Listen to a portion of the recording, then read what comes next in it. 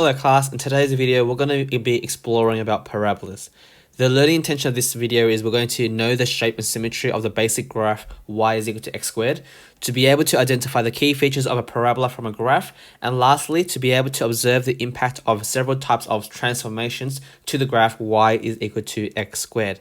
Before I review over the basic features of a parabola, I'm just going to go over again what is a quadratic and what does the graph look like when you actually plot this out. So we said that a quadratic is any expression or equation where the highest exponent, meaning the highest power of the variable, is going to be a 2 or a squared sign, okay? So all of these examples over here, these are considered to be quadratics because they've got x squared as the highest power, whereas these examples over here do not have that at all.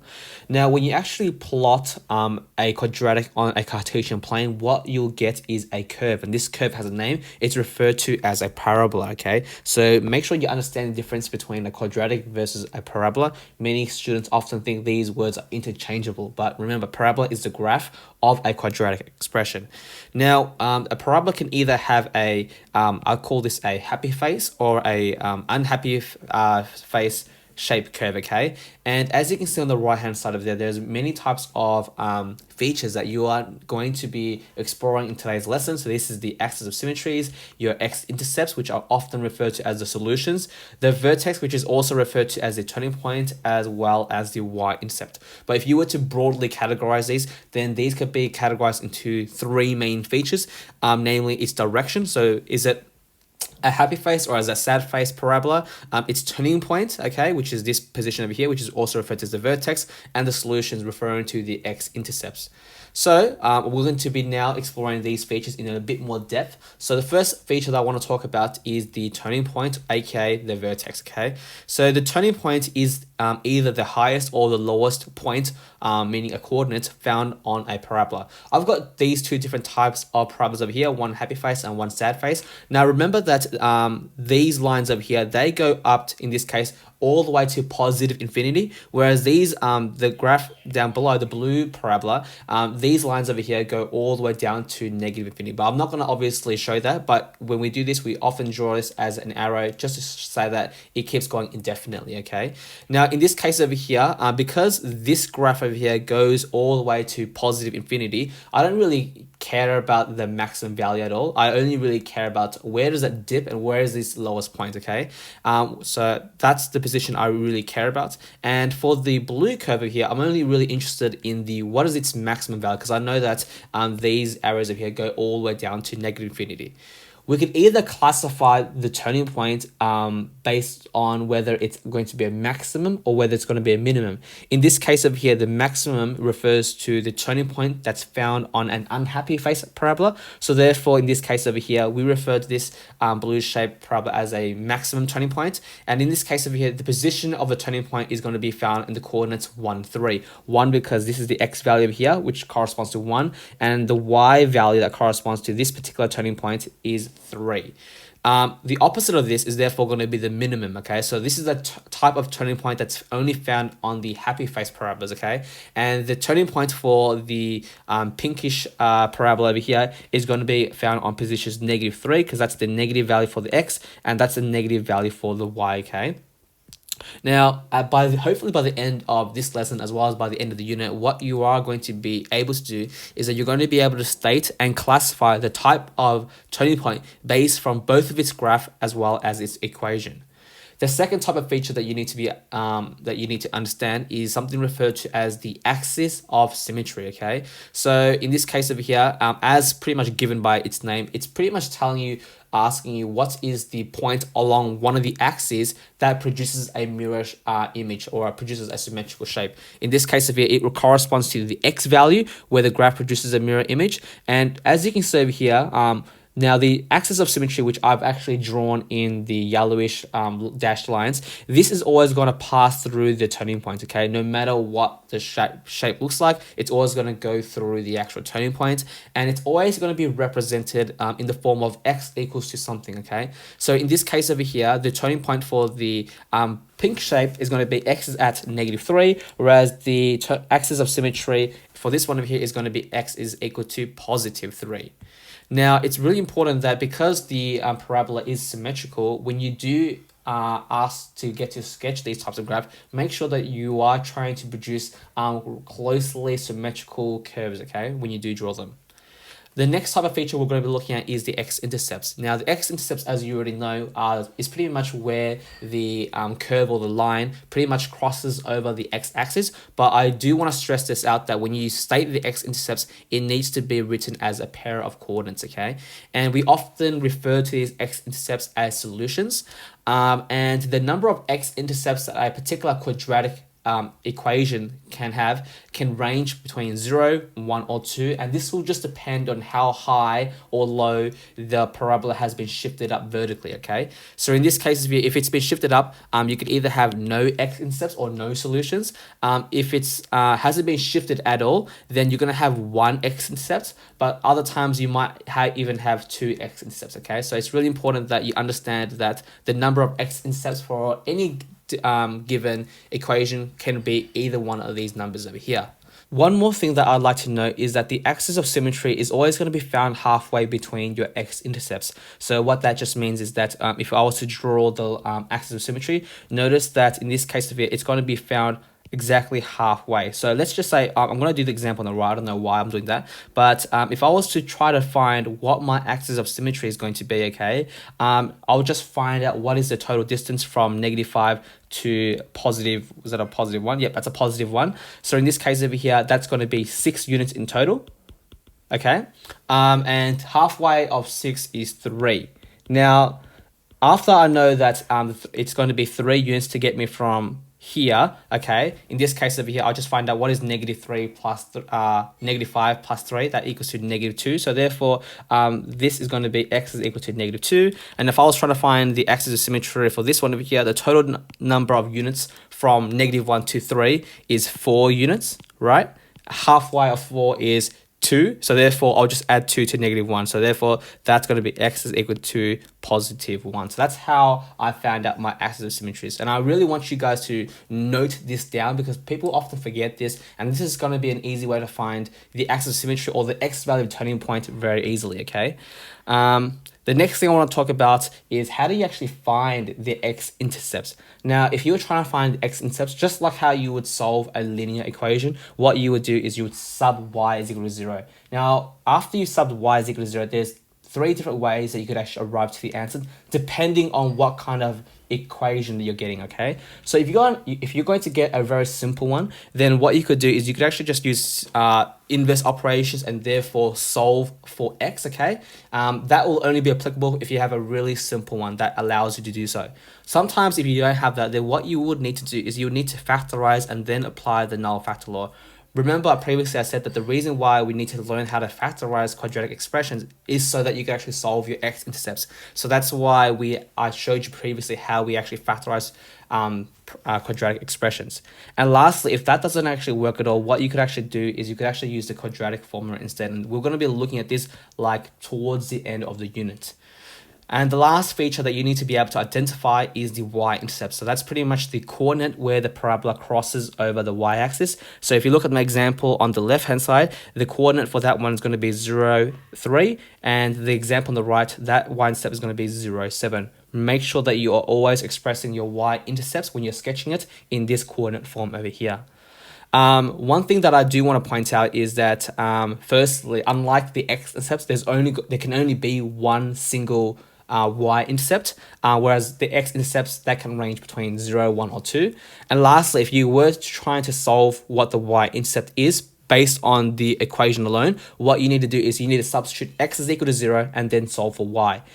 So in this case over here, that was my equation. So if you're trying to find the y-intercept, sub x is equal to 0, and notice that any number multiplied by 0 is equal to 0, so you pretty much ignore them. Therefore, in this case over here, your y-intercept is going to equal to this constant over here. So therefore, make sure again, rewrite that in coordinates.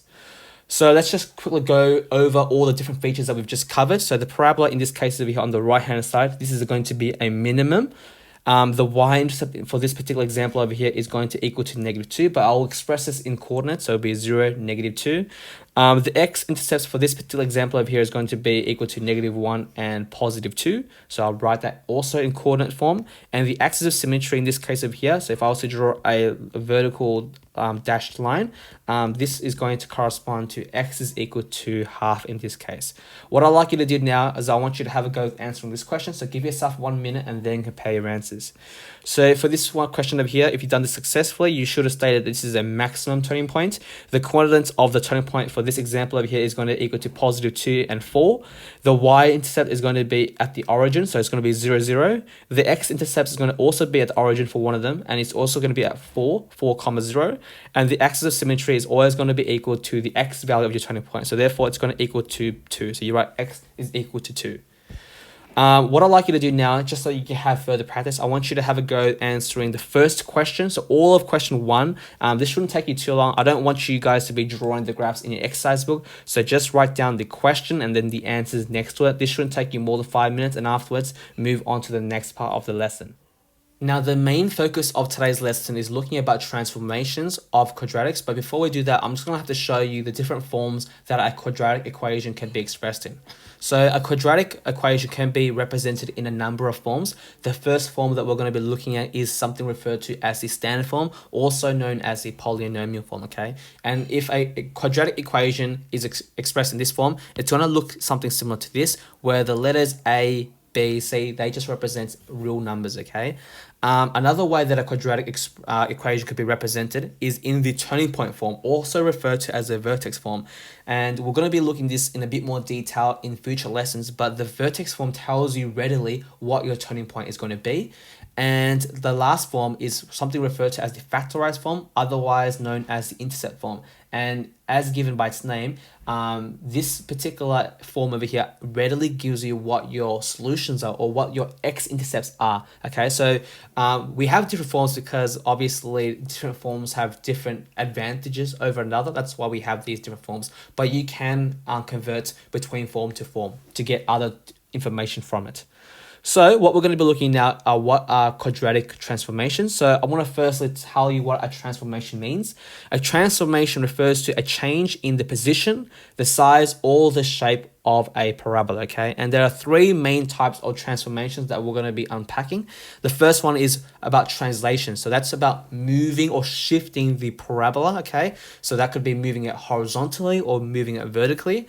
The dilation is another type of transformation, and this is referring to changing the actual shape of it, okay? So making it either wider, making it narrower. That's what I mean by a dilation.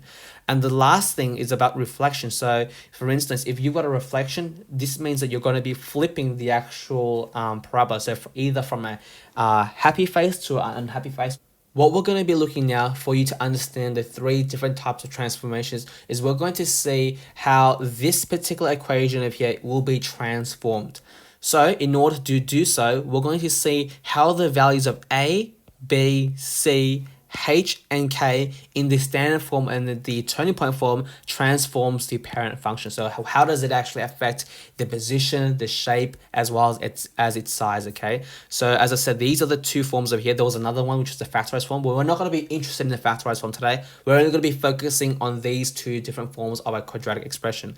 Now, all the notes that I want to show you from now onwards, I recommend that you don't copy any notes down. I recommend you just leave it towards the end of the lesson, because I'll show you a summary page which goes through all the different types of transformation. So I just want you to pay attention and listen carefully.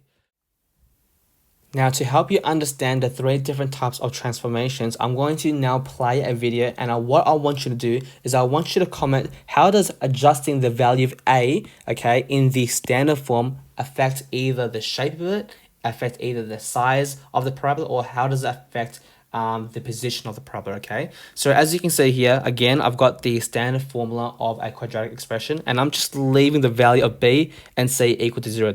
And that shows you over here. All I'm simply doing is adjusting the values A. So I would now play the video, and I want you to comment on the Edpuzzle, how does it actually affect y is equal to x squared in this case over here. So I'm now adjusting it, and I want you guys to comment, how does it affect the y equal to x squared.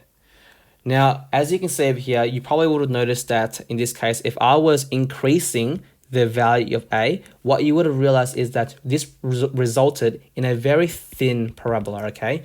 Conversely, when I was actually decreasing my value of a, in this case over here, what I produced was a very thick or a very wide parabola. So this type of transformation is referred to as a dilation. So dilation involves changing the size of the parabola, okay? So as we said, the value of a in this case makes the parabola either thinner or thicker. We said that any values that are greater than 1 or any large a values, this will result in a very thin parabola. So in this case of here, if you look on the diagram on the right hand side, the parabola that has the gray curve, that's your y is equal to x squared. So that's your parent function over here.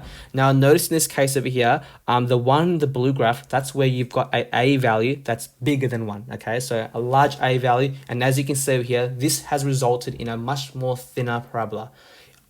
Conversely, or in contrast, when you've got an a value that's smaller than 1, then this is going to produce a very wide parabola, and I need you guys to actually understand this. So in this case, if you've got a quarter, then you're going to get a much wider, a much more thicker parabola. Now in the video before, what I was showing you is what would happen to the value of a when it's in the standard form. So when it was in the y is equal to ax squared plus bx plus c.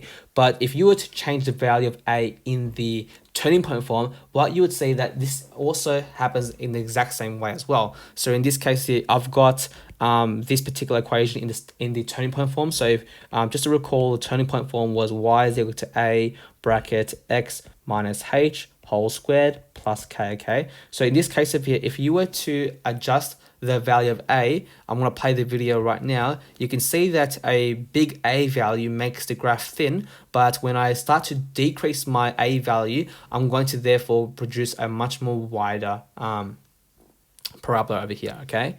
Now I'm now going to be looking at a different type of transformation. So I'm going to see what is the effect of changing the value of c when it's represented in the standard form. So I want you to comment what will happen to the y is equal to, so this is in the y is equal to x squared, what happens to this particular parabola over here.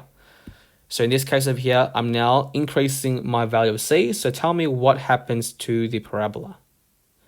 Alright guys, if you've answered this successfully, what you would have realized is that when I was actually increasing my value of c, this would have caused my parabola to shift up along the vertical axis. But when I had a negative c value in this case over here, what this did was that this actually moved the parabola down along the y-axis. So this type of transformation is referred to as a translation. So translation just means to move or means to shift the parabola.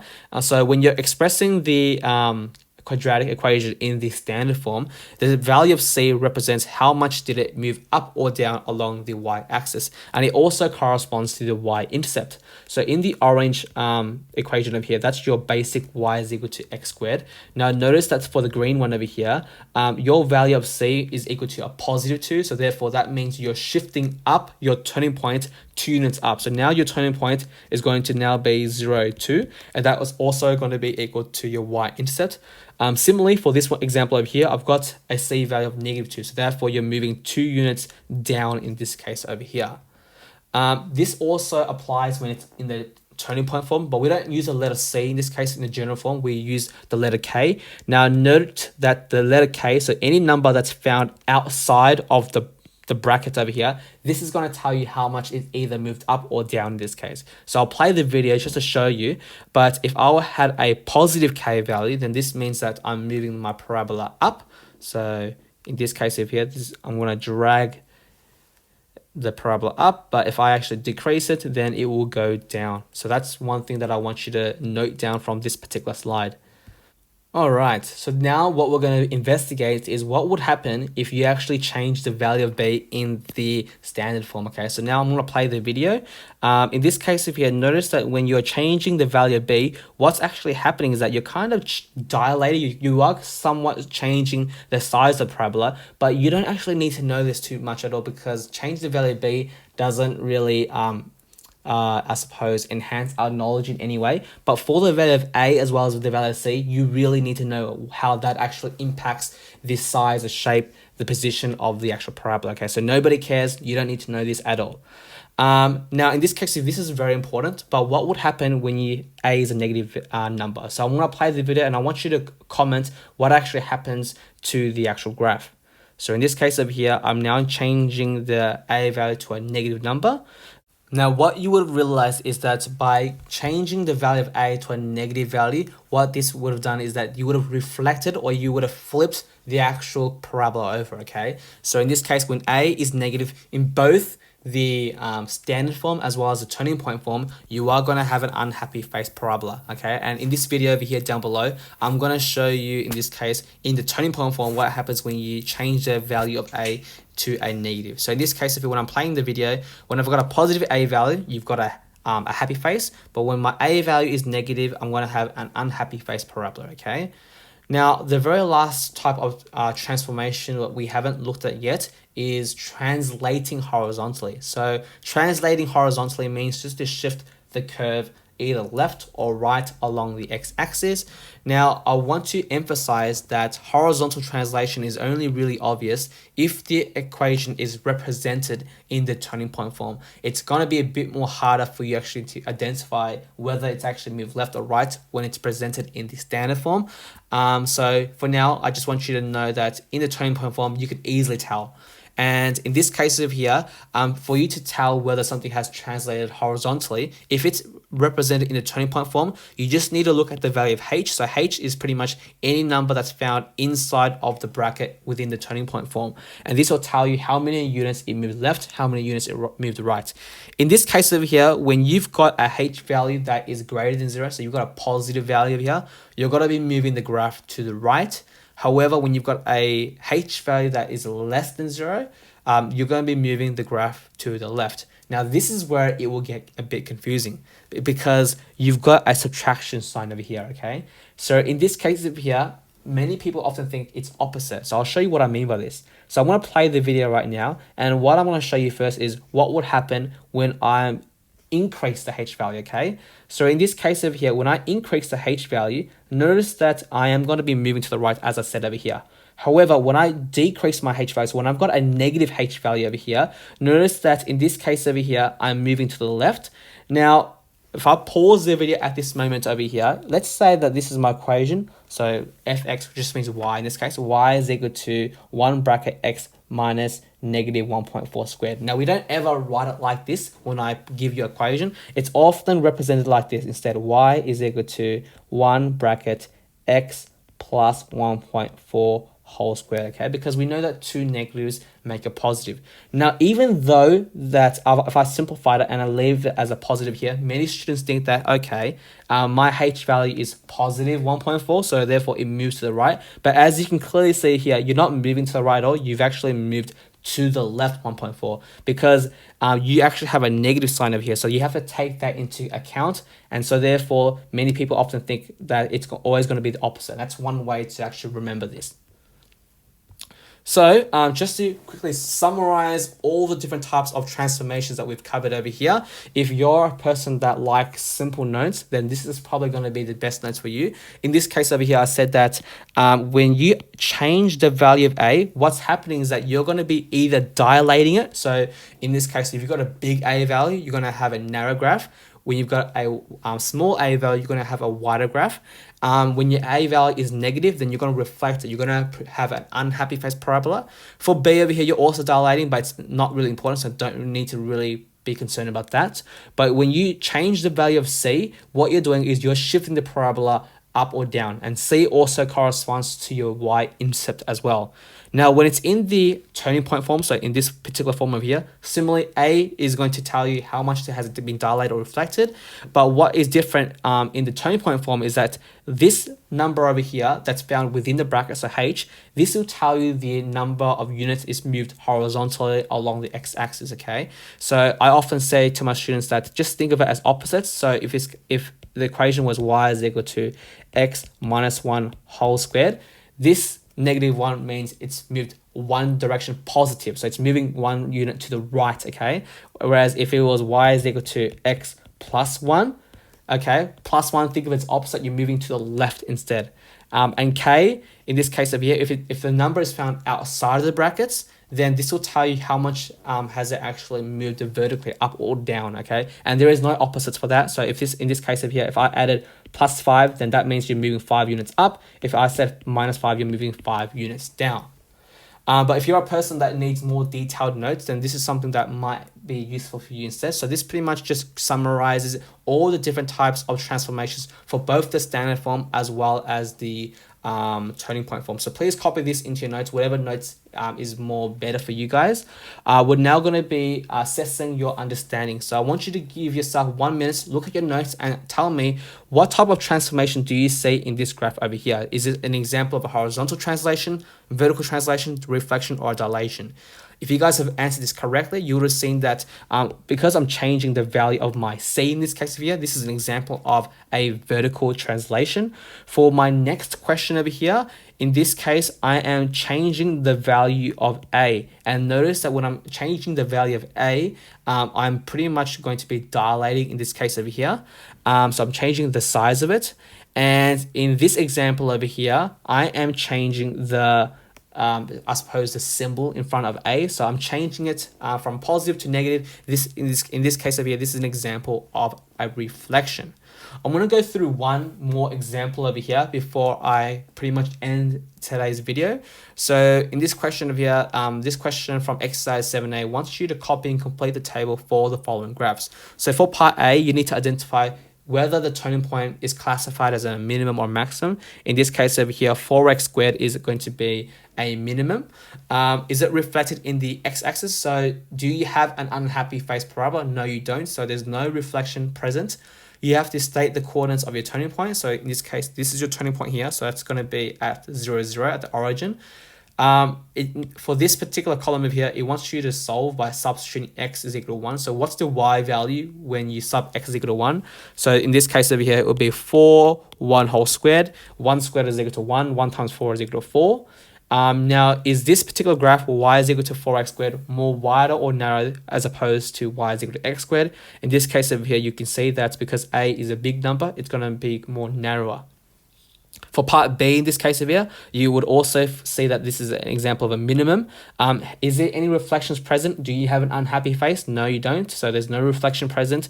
In this case over here, remember, this is in the turning point form. It kind of looks like a turning point form. So your turning point is going to be the opposite value over here, which is -2, as you can see here. So it's going to be -2 to 0. Your y value, so substitute x is equal to 1, so therefore y is equal to 1 plus 2 whole squared. 1 plus 2 is 3, 3 squared is 9, and in this case over here, because I've got no number in front of the bracket, in this case it's going to stay the same. A is equal to 1, so you haven't really made it more narrow, or you didn't actually stretch it out, you didn't make it more wider. And for my last example, is it a maximum minimum? In this case over here, because I've got an unhappy, it's an example of a maximum turning point. There is a reflection present, and the turning point in this case over here is going to be 0, positive 3. Substitute 1 in, so therefore what is 1 squared? That's equal to 1. Put the negative sign in front, so that's going to be -1. -1 plus 3 is equal to positive 2. And in this case over here, because the coefficient in front of x squared is equal to 1, this is also going to remain the same. So what I want you to do now is I want you to now answer these questions over here. Give yourself 5 minutes and then compare your answers with my answers. If you guys have done this successfully, then these are the answers that you should have obtained. So I'm pretty confident that you will get all of these answers correct. And in terms of the textbook questions, there are a lot of textbook questions that I'm going to be asking you to do. So I want you to answer questions 1, 2, 3, 4, 5, 6, 7, 8, as well as question 13. For all of these questions over here, do not copy down or draw down the actual graphs. That's just going to be way too time consuming. All you really need to do in your exercise book is pretty much copy down the table and then answer it as it is. So do that for questions 2, 3, as well as question 4 over here as well. Now for questions 5, 6, 7, now although I've given you this table over here, that wasn't actually present, but in order to answer it, I think it's best if you actually produce a table format like this and have the number of rows that corresponds to the number of questions you found in question 5, so all the way up to L in this case. And for question 8, what you're trying to do is you're trying to pair the equation to its graph. And for question 13, this is a extended response question kind of thing. So if you're able to do this, then you're doing a really good job. If you can't do that, then please tell me in the next lesson and I'll go through those examples together. This is the end of today's lesson. These are the answers over here. Hopefully you're able to address all of these success criteria. Thank you for watching today's video. I'll see you guys again in the next video. Bye.